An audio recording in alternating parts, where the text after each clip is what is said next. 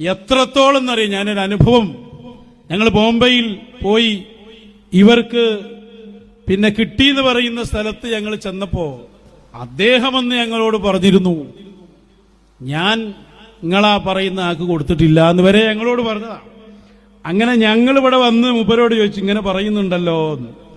അപ്പൊ പറഞ്ഞു, ഞാൻ പറഞ്ഞതല്ലേ നിങ്ങൾ വിശ്വസിക്കണ്ടി, എനിക്ക് കിട്ടിയിട്ടുണ്ട് എന്ന് ഞാൻ പറയുമ്പോ എന്താ നിങ്ങൾക്ക് ഇന്ന വിശ്വാസമല്ലേ എന്നാന്ന് ചോദിച്ചു.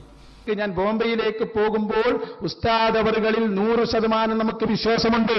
ഇങ്ങോട്ട് വന്നപ്പോഴോ അൽഹംദുലില്ലാ അതൊരു 200 എന്നതല്ലാതെ ഉസ്താദ് അവറുകൾ പറഞ്ഞത് മുഴുവനും സനദടക്കം എല്ലാം ശരിയാണെന്ന് നേരിൽ കണ്ടപ്പോ ഉസ്താദ് അവറുകൾക്ക് വിളിച്ച് ഞങ്ങൾ വീണ്ടും ഉസ്താദിനോട് പറഞ്ഞു, ഉസ്താദേ നിങ്ങൾ പറയുന്ന ഓരോന്നും ഞങ്ങൾ കാണുകയാണ്, അല്ലാഹു നിങ്ങൾക്ക് ദീർഘായുസ് നൽകട്ടെ എന്ന് ഉസ്താദ് അവറുകളെ പ്രത്യേകം വിളിച്ചു പറയേണ്ടി വന്നു.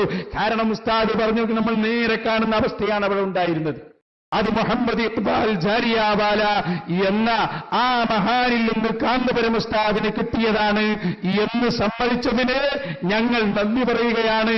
ഞങ്ങളെ ഉസ്താദ് അവറുകൾ പറഞ്ഞത് 100% ശരിയാണെന്ന് ഞങ്ങൾക്ക് ബോധ്യപ്പെട്ടിരിക്കുന്നു. എങ്ങനെ വിശ്വസിക്കും നിങ്ങളെ? എങ്ങനെ നിങ്ങളുടെ ഈ കള്ളത്തരത്തിന് കൂട്ടുനിൽക്കാൻ കഴിയും? അന്ന് തന്നെ അവരത് ഞങ്ങളോട് പറഞ്ഞപ്പോ പലരും മുന്നേ ഇത് പറഞ്ഞു. ആ പറഞ്ഞ ആളുകളോട് തർക്കിച്ചവരാണ് ഞങ്ങൾ.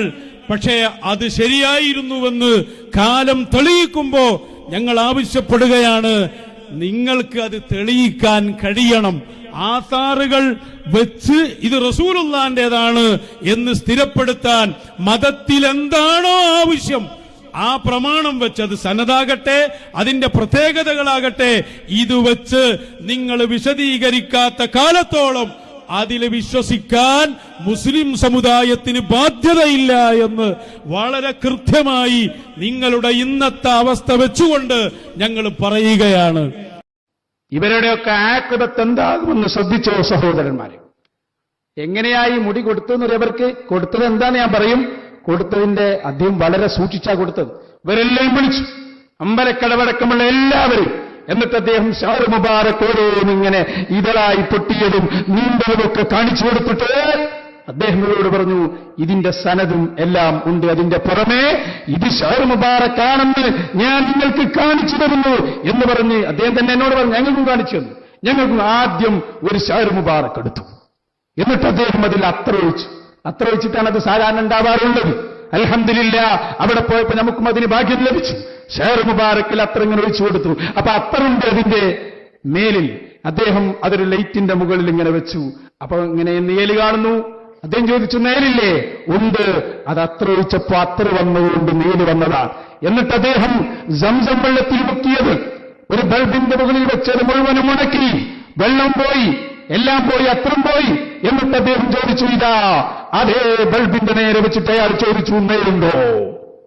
ഞങ്ങളെ കണ്ണുകൊണ്ട് കണ്ടു, അതിന് നേരില്ല എന്ന് മാത്രമല്ല ഇത് ഞാൻ അവർക്കും കാണിച്ചു കൊടുത്തിട്ടുണ്ട്. ഇത് കാണിച്ചു കൊടുക്കാതെ ഞാൻ ഒരാൾക്കും ഈ കാലം വരെ ഈ ഷാറ് മുബാറക്ക് നൽകിയിട്ടില്ല എന്ന് അദ്ദേഹം ഉറപ്പിച്ചു പറയുന്നു.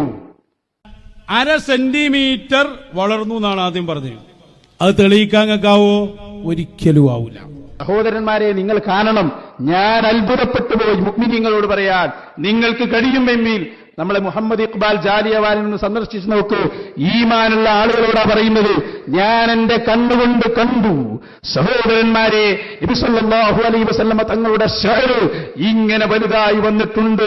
അതിനതാ ഇങ്ങനെ ഓരോ ശിഖിരങ്ങൾ, ഓരോ മുടിയിലും ഒരുപാട് ശിഖിരങ്ങൾ ഇങ്ങനെ പൊട്ടിയ ഷഅർ മുബാറക് അവിടെ ഉണ്ട് കേട്ടോ. ഈമാനുള്ള ഒരു മുസ്ലിമിനും അത് നിഷേധിക്കാൻ കഴിയില്ല. നിങ്ങൾ കേട്ടിരുന്നു അങ്ങനെ ഒരു മുടി വേറെ ആർക്കെങ്കിലും ഉണ്ടാവോ? ആർക്കും കാണാം. സഹോദരന്മാരെ, രണ്ടും കാണിച്ചു തന്നു.